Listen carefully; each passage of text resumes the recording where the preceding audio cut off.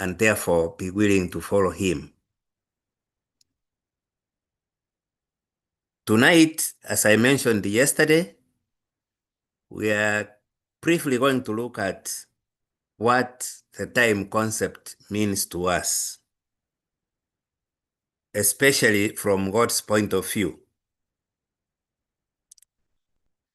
So we'll try to answer the question, what does time mean to us? I'm sure we are all familiar with the obvious: Mother Earth rotating around its axis once every 24 hours, what we call a day. Mother Earth revolving around the sun once every 360 days, what we call a year. The moon revolving around the earth once every 30 days, what we call a month. And Sabbath coming every 7 days, what we call a week. But we also know that God the Son, okay, my internet connection is unstable, so let me try to get the connection through the phone. Okay, my Wi-Fi is off, okay.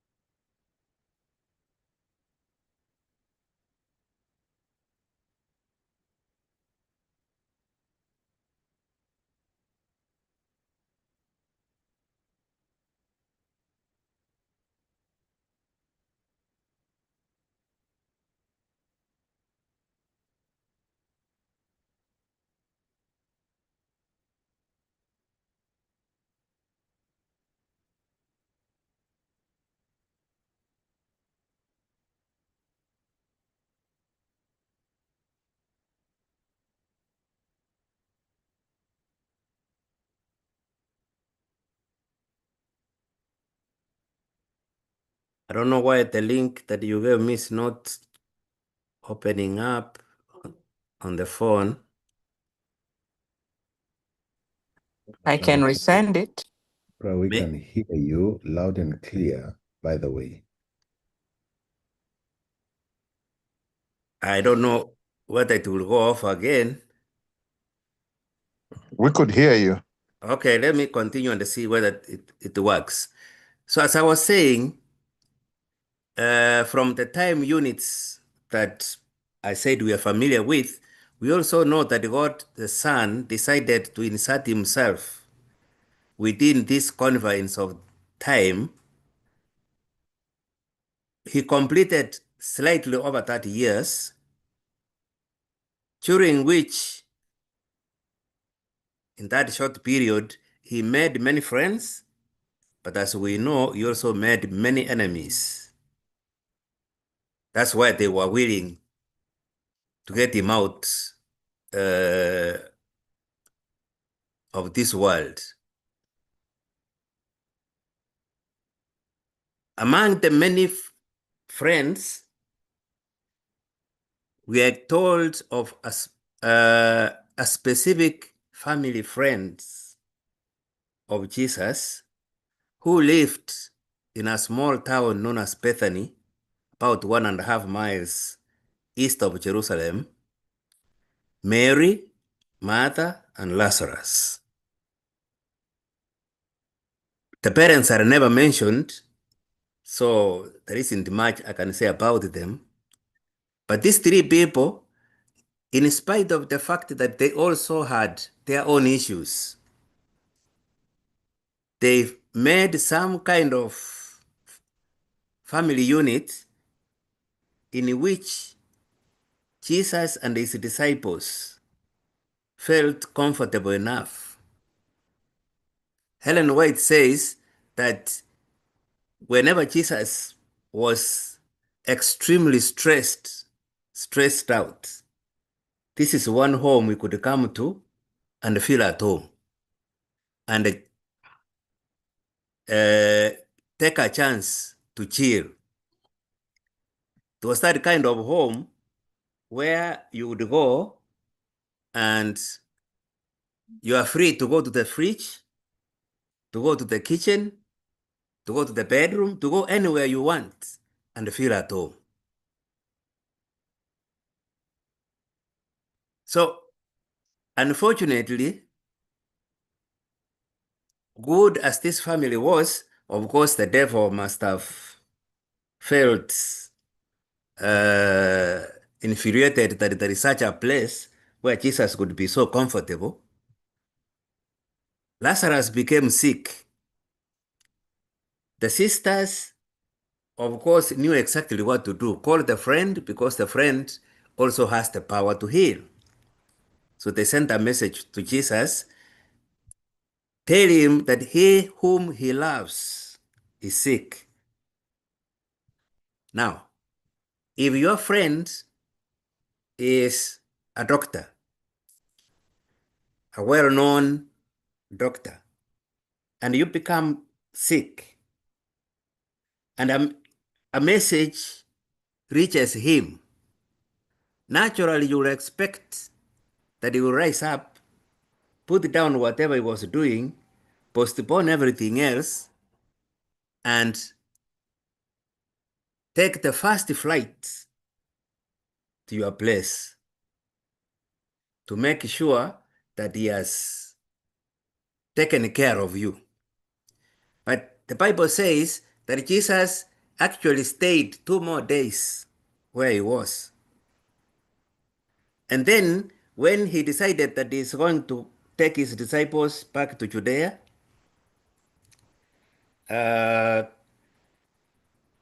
it took some time on the way, even though it wasn't a long distance, which means he probably was engaged in his usual activities of healing and preaching and teaching,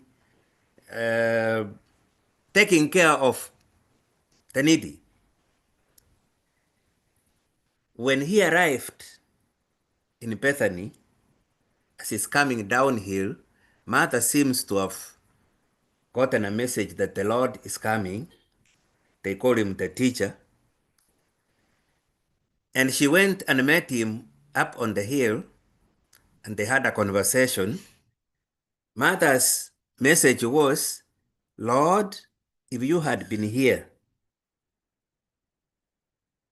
my brother would not have died. In other words, Lord, you are late. If you had taken it seriously when the message reached you, it probably would have made a difference. But now it's too late. Somehow she goes down and informs her sister, Mary, that the teacher is on his way here. And she takes Mary to where Jesus is. The professional mourners realize that Mary has also gone out, and they follow her thinking she's going to the tomb where Lazarus was buried. And of course, they were there for a purpose. They were hired to mourn. So they start mourning, and Jesus comes down. Mary rushes, and as was her custom, she fell at the feet of Jesus. And she repeats what Martha had just said. Lord, if you had been here. That is a softer way of saying, Lord, if you had just come when we told you, when we sent a message, you could have prevented this. Meaning that you are late. But Jesus has a conversation again with Martha. when he tells Martha, I'm here to resurrect Lazarus. Martha says, I know my brother will resurrect, but it is on the last day. And Jesus goes on to explain to her that I am the way, I am the way and the resurrection and the life. And he, when he realizes how the professional mourners are mourning and what the others are doing and the faith of those that were there, he prayed, God, Lord, Father, I know you hear me. You hear me always. But I want you to hear me now so that those who are here can believe. In other words, their faith may be strengthened, even the faith of his disciples. And so he says, take off the stone after they have shown him where the tomb is. There was a cave covered with a stone. He said, take off the stone. Martha jumps up quickly and said, Lord, no, no, no, no, no. You don't understand. It is 4 days. 4 days have already passed. If you remove that stone, the stench that will come from in there will kill all of us. In other words, as far as Martha is concerned, Jesus is 4 days late. It was understood in those days, especially in the East, that under normal circumstances, it took 4 days for the body of a dead person to accelerate in decomposition. Medical science these days has proven that that point is actually true. So Martha is not stating something out of the blue. She is stating a scientific fact, something that was well known. But she's emphasizing that point. Jesus, you are late. If you were intending to prevent this, you should have been here before 4 days.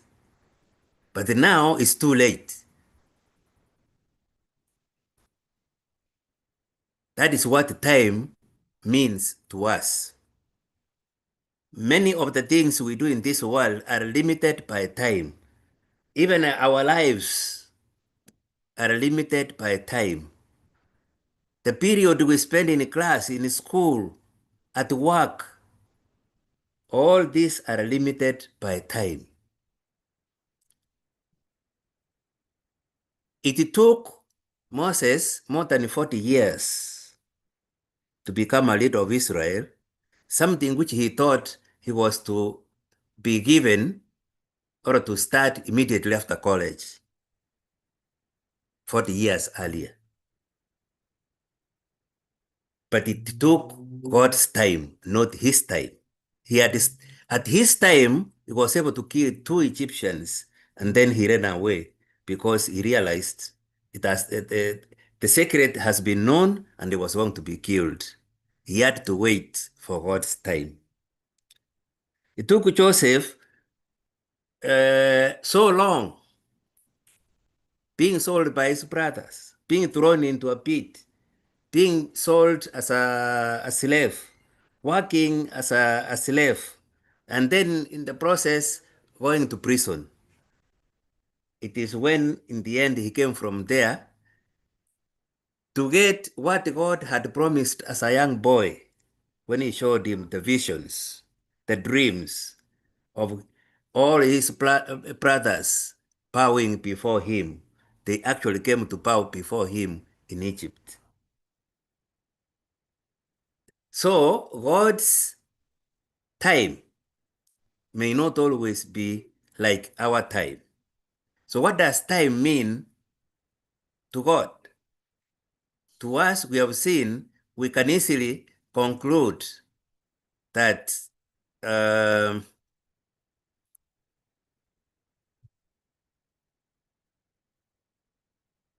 God is late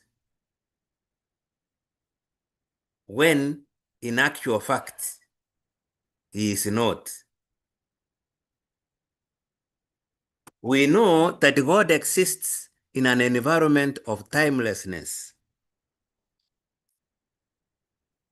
Even in that situation, even after God, the Son, left this world back into the environment of timelessness, he still works with us in our concept of time. And he always acts on our affairs right on time. At the tomb of Lazarus, Martha was convinced that Jesus was 4 days late, but Jesus knew that he was right on time. Let's see examples from the Bible. In Galatians chapter 4, Paul says, when the fullness of the time was come, God sent forth his Son, made of a woman, made under the law. So Jesus was not born accidentally, coincidentally. He was born when the time was ripe. He was born right on time. In Habakkuk chapter 2, verse 3, it says, for the revelation awaits an appointed time. It speaks of the end and will not prove false, though it linger. Wait for it. It will certainly come and will not delay. So in other words, what God has promised, it might look to us that it is forgotten. We might even argue, like Peter says, that in the last days there will be scoffers who will say things have always been the same in the world from the days of our fathers. Where is this promise that you tell us was made? But it may look like the promise has lingered. Just wait for it. It will come and will not delay. In other words, it will come right on time, at the appointed time. A quotation from Desire of Ages. The chapter is the fullness of time. It says, but like the stars in the first circuit of their appointed path, God's purposes know no haste and no delay. It always comes right on time. The challenge is, whereas God's answers, God's actions, God stepping into our affairs will always be at the right time. Will we be able to see it that way? In most cases, God does not step in at the right time to us. We wish it was today. We wish it was now. But God acts right on time according to his appointed or his plans, his choice of the right time. So what do we learn from here? In many situations, our wish is that God would step in faster. Why would we suffer? Why would God wait for Job to lose all that he owns, including his children? And then he loses his health and is sick and suffers pain for many days before he steps in. Why would God allow us to go through so many challenges?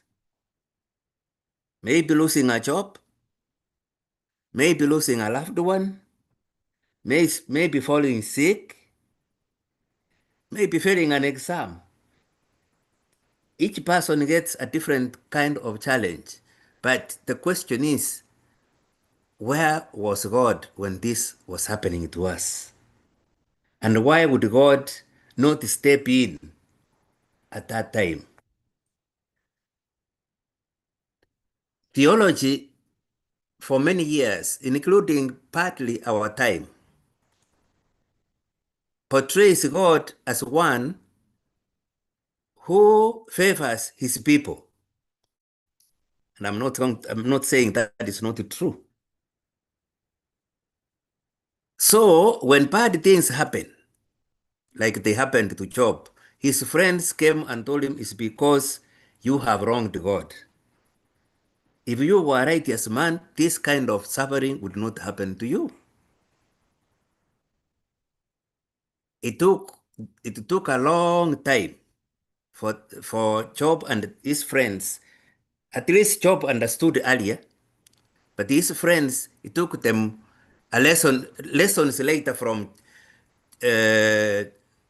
Job to learn that the concept of God which they had was not right.